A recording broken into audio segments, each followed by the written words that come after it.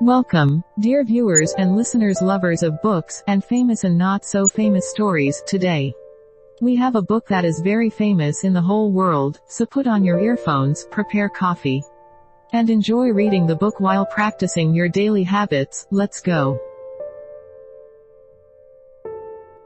From the book of the famous writer, William Shakespeare. From fairest creatures we desire increase, that thereby beauty's rose might never die, but as the riper should by time decease, his tender air might bear his memory.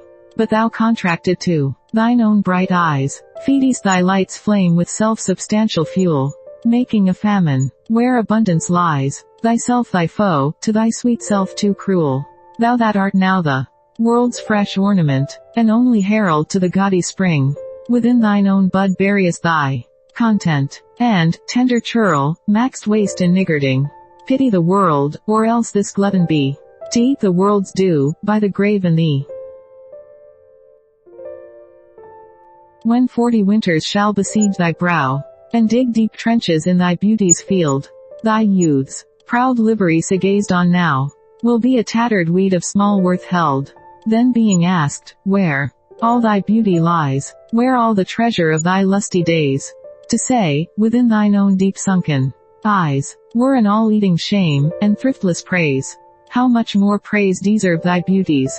Use, if thou couldst answer, this fair child of mine, shall sum my count, and make my old excuse, proving his beauty by succession thine. This were to be new made when thou art old, and see thy blood warm when thou feelest it cold.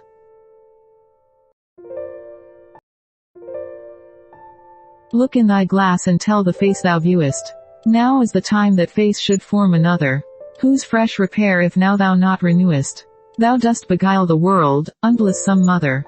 For where is she so fair whose uneared womb disdains the tillage of thy husbandry? Or who is he, so fond will be the tomb of his self-love to stop posterity? Thou art thy mother's glass and she, in thee, calls back the lovely April of her prime. So thou through windows of thine age shalt see, despite of wrinkles this thy golden time. But if thou live remembered not to be, die single and thine image dies with thee. Unthrifty loveliness, why dost thou spend upon thyself thy beauty's legacy? Nature's bequest gives nothing but doth lend, and being frank she lends to those are free. Then beauteous niggard, why dost thou abuse the bounteous largesse given thee to give? Profitless usurer, why dost thou use so great a sum of sums yet canst not live? For having traffic with thyself alone, thou of thyself thy sweet self dost deceive. Then how when nature calls thee to be gone, what acceptable audit canst thou leave? Thy unused beauty must be tuned with thee, which used lives executor to be. Those hours that with gentle work did frame the lovely gaze where every eye doth dwell, will play the tyrants to the very same, and that unfair which fairly doth excel. For never resting time leads summer on to hideous winter and confounds him there. Sap checked with frost and lusty leaves quite gone, beauty o'ersnowed and bareness everywhere. Then were not summer's distillation left, a liquid prisoner pent in walls of glass. Beauty's effect with beauty were bereft, nor it nor no remembrance what it was, but flowers distilled though they with winter meet, least but their show, their substance still lives sweet. Then let not winter's ragged hand deface in thee thy summer ere thou be distilled. Make sweet some vial, treasure thou some place with beauty's treasure ere it be self-killed. That use is not forbidden usury, which happies those that pay the willing loan. That's for thyself to breed another thee, or 10 times happier be it 10 for 1. 10 times thyself were happier than thou art, if 10 of thine 10 times refigure thee. Then what could death do if thou shouldst depart, leaving thee living in posterity? Be not self-willed, for thou art much too fair to be death's conquest and make worms thine heir. Lo, in the orient when the gracious light lifts up his burning head, each under eye doth homage to his new appearing sight, serving with looks his sacred majesty, and having climbed the steep up heavenly hill, resembling strong youth in his middle age. Yet mortal looks adore his beauty still, attending on his golden pilgrimage. But when from highmost pitch with weary car, like feeble age he reeleth from the day, the eyes fore duteous now converted are from his low tract and look another way. So thou, thyself outgoing in thy noon, unlooked on diest unless thou get a sun. Music to hear, why harriest thou music sadly? Sweets with sweets war not, joy delights in joy. Why, lovest thou that which thou receivest not gladly? Or else receivest with pleasure thine annoy?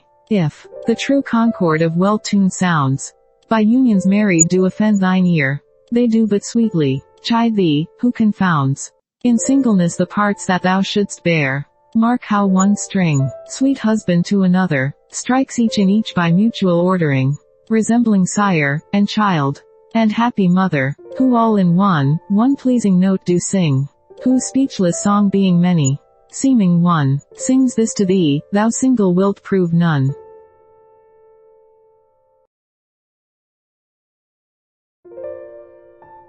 Is it for fear to wet a widow's eye, that thou consumest thyself in single life? Ah, if thou, issueless shalt hap to die, the world will wail thee like a makeless wife.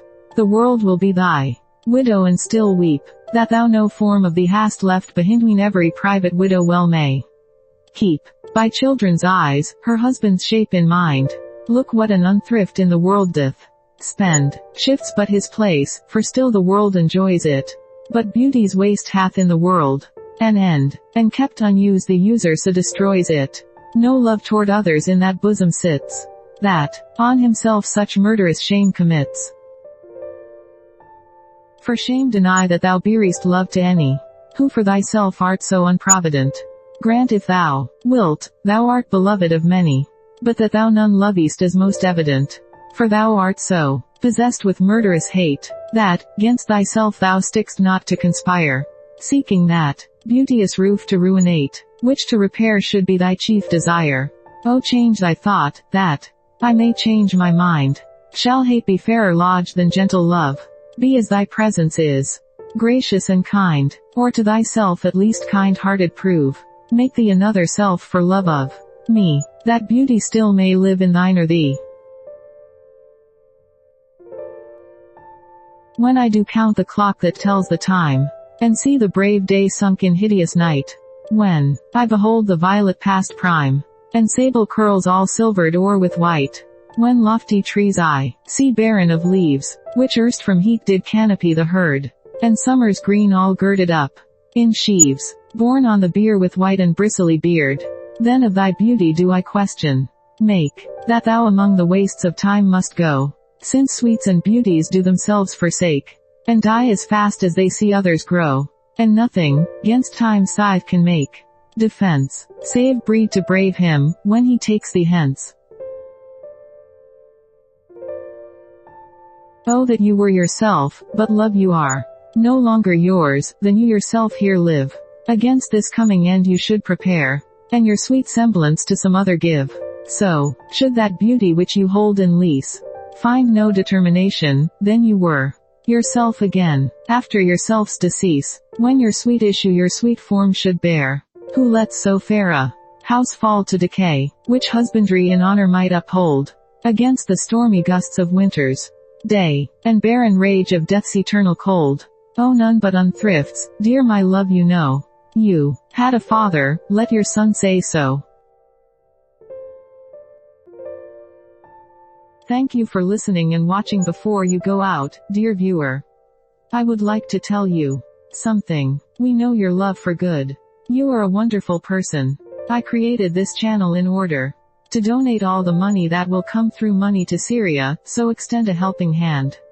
Let families live closer to death from severe hunger and lack of food, so as the proverb says, teach me how to fish, I do not want fish, and may God reward you with good.